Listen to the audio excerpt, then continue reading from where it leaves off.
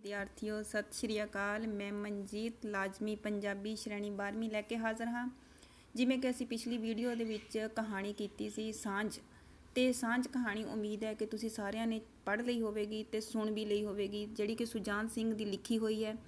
ਸਾਂਝ ਕਹਾਣੀ ਦੇ ਵਿੱਚ ਇੱਕ ਸਾਂਝ ਦੱਸੀ ਗਈ ਹੈ ਜਿਹੜੀ ਕਿ ਪ੍ਰੋਫੈਸਰ ਅਤੇ ਜਿਹੜਾ ਸਾਈਕਲ ਸਵਾਰ ਲਾਲ ਚੀਰੇ ਵਾਲਾ, ਉਹਨਾਂ ਦੇ ਵਿੱਚ ਜਿਹੜੀ ਕਿ ਹਮਦਰਦੀ ਦੀ ਸਾਂਝ ਹੈ, ਸੰਵੇਦਨਸ਼ੀਲਤਾ ਦੀ ਸਾਂਝ ਹੈ।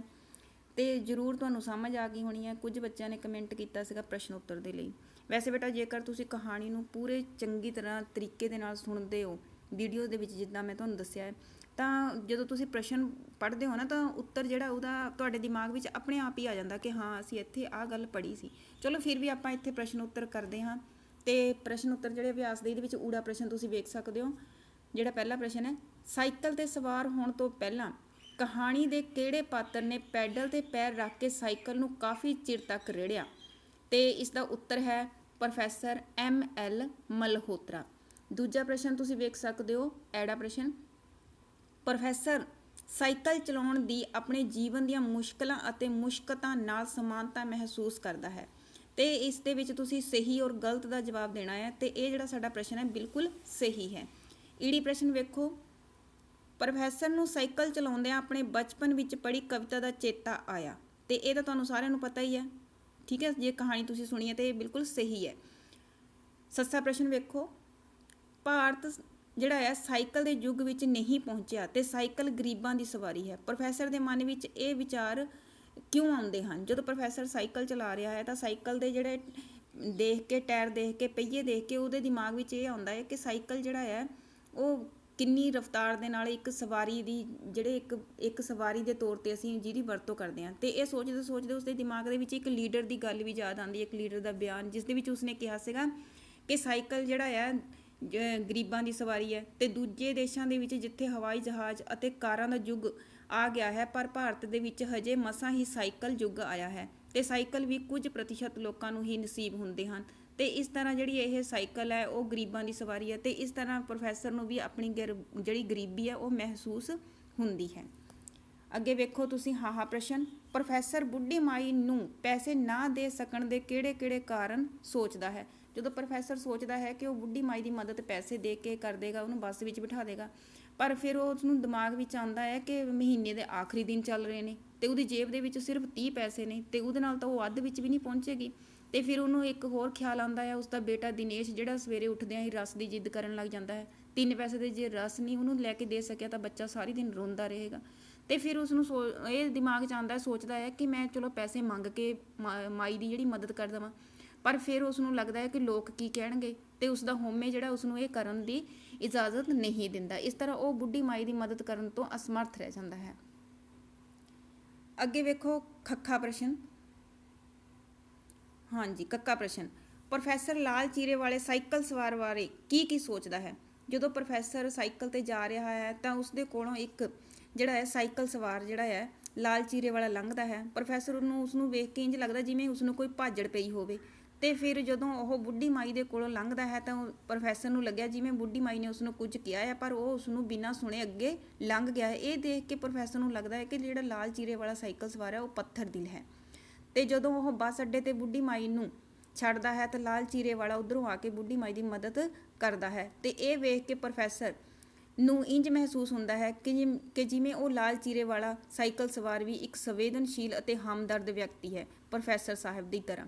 ਇਸ ਤਰ੍ਹਾਂ ਉਸਦੇ ਖਿਆਲ ਜਿਹੜੇ ਬਦਲ ਜਾਂਦੇ ਨੇ ਤੇ ਉਹਨਾਂ ਨੂੰ ਵੀ ਲੱਗਦਾ ਹੈ ਕਿ ਜਿਹੜਾ ਲਾਲ ਚੀਰੇ ਵਾਲਾ ਜਿਹੜਾ ਹੈ ਉਹ ਇੱਕ ਹਮਦਰਦ ਵਿਅਕਤੀ ਹੈ।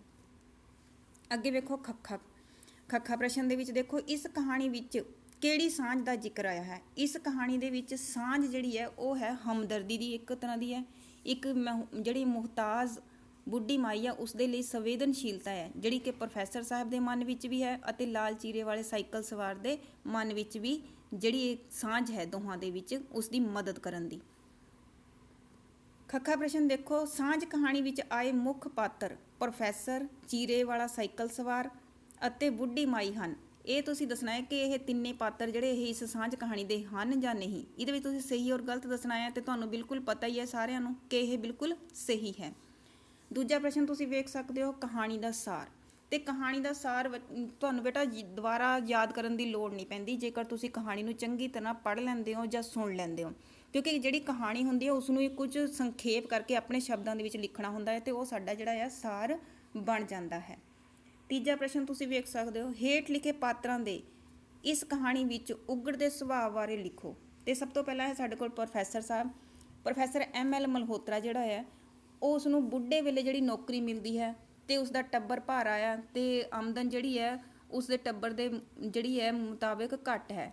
ਤੇ ਜਦੋਂ ਉਹ ਸੋਚਦਾ ਹੈ ਕਿ ਬੁੱਢੀ ਮਾਈ ਦੀ ਉਹ ਮਦਦ ਕਰੇ ਤਾਂ ਉਸ ਨੂੰ ਇਹ ਦਿਮਾਗ 'ਚ ਆਉਂਦਾ ਹੈ ਕਿ ਮਹੀਨੇ ਦੇ ਆਖਰੀ ਦਿਨ ਚੱਲ ਰਹੇ ਨੇ ਤੇ ਸਿਰਫ ਉਸ ਦੇ ਕੋਲ 30 ਪੈਸੇ ਨੇ ਤੇ ਉਹ ਬੁੱਢੀ ਮਾਈ ਦੀ ਮਦਦ ਨਹੀਂ ਕਰ ਪਾਉਂਦਾ। ਫਿਰ ਉਸ ਨੂੰ ਲੱਗਦਾ ਹੈ ਕਿ ਉਸ ਦਾ ਬੱਚਾ ਜਿਹੜਾ ਦਿਨੇਸ਼ ਹੈ ਉਸ ਨੂੰ ਵੀ ਰਸ ਖਾਣ ਦੀ ਆਦਤ ਹੈ ਤੇ ਜੇਕਰ ਉਹਨੂੰ 3 ਪੈਸਿਆਂ ਦੇ ਰਸ ਨਹੀਂ ਲੈ ਕੇ ਦੇ ਸਕਿਆ ਤਾਂ ਉਹ ਸਾਰੀ ਦਿਨ ਰੋਂਦਾ ਰਹੇਗਾ।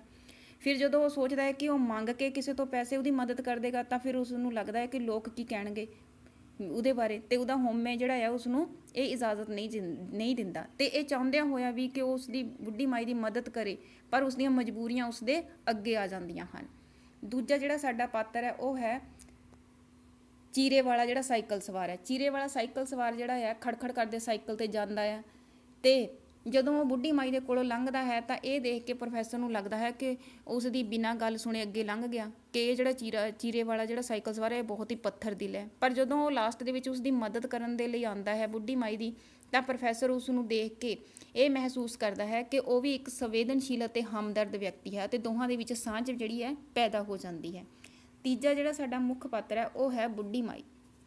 ਬੁੱਢੀ ਮਾਈ ਵੀ ਜਿਹੜਾ ਇਸ ਕਹਾਣੀ ਦਾ ਮੇਨ ਪਾਤਰ ਹੈ ਤੇ ਬੁੱਢੀ ਮਾਈ ਜਿਹੜੀ ਹੈ ਬਹੁਤ ਹੀ ਕਮਜ਼ੋਰ ਹੈ, ਜਿਹੜੀ ਕਿ 13, 14, 15 ਮੀਲ ਜਿਹੜੀ ਉਹ ਤੁਰ ਕੇ ਸੰਗਰਾਂਦ ਦੇ ਲਈ ਗੁਰਦੁਆਰੇ ਮੱਥਾ ਟੇਕਣ ਆਉਂਦੀ ਹੈ ਤੇ ਰਸਤੇ ਦੇ ਵਿੱਚ ਜਦੋਂ ਪ੍ਰੋਫੈਸਰ ਉਸ ਨੂੰ ਦੇਖਦਾ ਹੈ ਤਾਂ ਉਸ ਨੂੰ ਲੱਗਦਾ ਹੈ ਕਿ ਉਹ ਬਹੁਤ ਹੀ ਕਮਜ਼ੋਰ ਭੁੰਗੜੀ ਜਿਹੀ ਹੈ, ਮਤਲਬ ਸੁੱਕੀ ਜਿਹੀ ਹੈ ਤੇ ਉਸਦੇ ਜਿਹੜੀ ਸੁੱਥਣ ਮਤਲਬ ਸਲਵਾਰ ਵੀ ਬਹੁਤ ਗੰਦੀ ਹੈ ਤੇ ਉਸਦਾ ਜਿਹੜਾ ਕਮੀਜ਼ ਹੈ ਉਹਨੂੰ ਵੀ ਟਾਕੀਆਂ ਲੱਗੀਆਂ ਆ ਤੇ ਉਹਦੀ ਚੁੰਨੀ ਜਿਹੜੀ ਉਹ ਵੀ ਤੰਦੋ ਤੰਦ ਹੋਈ ਪਈ ਹੈ ਤੇ ਉਸਦਾ ਝੋਲਾ ਜਿਹੜਾ ਆ ਬਹੁਤ ਹੀ ਗੰਦਾ ਜਿਹਾ ਹੈ, ਜਿਸ ਨੂੰ ਦੇਖ ਕੇ ਥੋੜ੍ਹਾ ਪ੍ਰੋਫੈਸਰ ਸਾਹਿਬ ਨੂੰ ਵੀ ਥੋੜ੍ਹਾ ਹਿਚਕਚਾਹਟ ਜਿਹੀ ਹੁੰਦੀ ਹੈ ਤੇ ਫਿਰ ਉਹਨੂੰ ਇਹ ਮਹਿਸੂਸ ਹੁੰਦਾ ਹੈ ਜਦੋਂ ਵੀ ਬੁੱਢੀ ਮਾਈ ਨੂੰ ਵੇਖ ਕੇ ਵੀ ਜਿਵੇਂ ਉਹ ਮਜਬੂਰੀ 'ਚ ਉਸ ਨੂੰ ਲੈ ਕੇ ਜਾ ਰਿਹਾ ਹੋਵੇ। ਪਰ ਛੇਤੀ ਹੀ ਪ੍ਰੋਫੈਸਰ ਨੂੰ ਇਹ ਪਤਾ ਲੱਗ ਜਾਂਦਾ ਹੈ ਕਿ ਉਸ ਬੁੱਢੀ ਮਾਈ ਦਾ ਕੋਈ ਸਾਕ ਸੰਬੰਧੀ ਨਹੀਂ ਹੈ ਤੇ ਉਹ ਇਕੱਲੀ ਰਹਿੰਦੀ ਹੈ ਤੇ ਜੇਕਰ ਕੋਈ ਆਂਢ ਗੁਆਂਢੀ ਉਸ ਨੂੰ ਰੋਟੀ ਦੇ ਦਿੰਦਾ ਹੈ ਤਾਂ ਉਹ ਖਾ ਲੈਂਦੀ ਹੈ ਪਰ ਉਹ ਕਿਸੇ ਦੇ ਮੰਗਣ ਨਹੀਂ ਜਾਂਦੀ। ਇਸ ਤਰ੍ਹਾਂ ਇਹ ਸਾਡੀ ਕਹਾਣੀ ਦੀ ਜਿਹੜੀ ਹੈ ਮੁੱਖ ਪਾਤਰ ਰਹੀ ਹੈ। ਚੌਥਾ ਪ੍ਰਸ਼ਨ ਤੁਸੀਂ ਵੇਖ ਸਕਦੇ ਹੋ, ਸਾਂਝ ਕਹਾਣੀ ਦੀ ਪਿੱਠ ਭੂਮੀ ਵਿੱਚ ਬਣਦੀਆਂ ਪ੍ਰਸਥਿਤੀਆਂ ਨਾਲੋਂ ਅਜੋਕੀਆਂ ਪ੍ਰਸਥਿਤੀਆਂ ਕਿਵੇਂ ਭਿੰਨ ਹਨ, ਜਿਹੜੀਆਂ ਕਿ ਉਸ ਸਮੇਂ ਕਹਾਣੀ ਦੇ ਟਾਈਮ ਜੋ ਲੇਖਕ ਨੇ ਦੱਸੀਆਂ ਨੇ ਕਿ ਸੜਕਾਂ ਟੁੱਟੀਆਂ ਹੋਈਆਂ ਸਨ, ਰੋੜੀ ਜਿਹੜੀ ਹੈ ਬਿਖਰੀ ਹੋਈ ਸੀ ਤੇ ਅੱਜ ਕੱਲ੍ਹ ਵੀ ਭਾਵੇਂ ਸੜਕਾਂ ਬਹੁਤ ਵਧੀਆ ਬਣ ਗਈਆਂ ਹਨ ਪਰ ਜਿਹੜੇ ਹੈ ਸੜਕਾਂ ਅੱਜ ਵੀ ਕਈ ਜਗ੍ਹਾ 'ਤੇ ਟੁੱਟੀਆਂ ਹੋਈਆਂ ਨੇ ਪਰ ਪਹਿਲਾਂ ਨਾਲੋਂ ਵਧੀਆ ਨੇ ਅੱਜ ਕੱਲ੍ਹ। ਤੇ ਜਿਵੇਂ ਪਹਿਲੇ ਸਮੇਂ ਦੇ ਵਿੱਚ ਸਾਈਕਲ ਜਿਹੜੀ ਸੀਗੀ ਉਹ ਗਰੀਬਾਂ ਦੀ ਸਵਾਰੀ ਸੀਗੀ ਤੇ ਅੱਜ ਕੱਲ੍ਹ ਲੋਕਾਂ ਦੇ ਕੋਲ ਜਿਹੜੇ ਆ ਸਾਈਕਲ ਦੀ ਜਗ੍ਹਾ ਮੋਟਰਸਾਈਕਲ, ਸਕੂਟਰ, ਕਾਰਾਂ ਤੇ ਬੱਸਾਂ ਦੇ ਕਾਰਨ ਜਿਹੜੀ ਆਵਾਜਾਈ ਵਧੀ ਹੈ। ਚਾਹੇ ਹੀ ਪਹਿਲਾਂ ਦੇ ਨਾਲੋਂ ਬਹੁਤ ਕੁਝ ਬਦਲ ਗਿਆ ਆ ਪਰ ਪ੍ਰਸਥਿਤੀਆਂ ਕਿਸੇ ਨਾ ਕਿਸੇ ਤਰੀਕੇ ਉਵੇਂ ਦੀਆਂ ਅੱਜ ਕੱਲ੍ਹ ਵੀ ਮਿਲਦੀਆਂ ਨੇ। ਤੇ ਇਸ ਤਰ੍ਹਾਂ ਇਹ ਜਿਹੜੇ ਸਾਡੇ ਪ੍ਰਸ਼ਨ ਸੀਗੇ ਖਤਮ ਹੁੰਦੇ ਨੇ ਤੇ ਉਮੀਦ ਹੈ ਕਿ ਤੁਹਾਨੂੰ ਸਾਰਿਆਂ ਨੂੰ ਬਹੁਤ ਹੀ ਪਸੰਦ ਆਏ ਹੋਣਗੇ ਤੇ ਮੇਰੇ ਚੈਨਲ ਨੂੰ ਜ਼ਰੂਰ ਸਬਸਕ੍ਰਾਈਬ ਕਰੋ ਤਾਂ ਜੋ ਮੇਰੀਆਂ ਆਉਣ ਵਾਲੀਆਂ ਵੀਡੀਓਜ਼ ਵੀ ਤੁਹਾਨੂੰ ਮਿਲ ਸਕਣ। ਔਰ ਮੇਰੇ ਜਿਹੜੀ ਵੀਡੀਓਜ਼ ਹੈ ਜੇਕਰ ਤੁਹਾਨੂੰ ਪਸੰਦ ਆਉਂਦੀ ਹੈ ਤਾਂ ਉਸ ਨੂੰ ਲਾਈਕ ਔਰ ਕਮੈਂਟ ਜ਼ਰੂਰ ਕਰਿਆ ਕਰੋ। ਧੰਨਵਾਦ।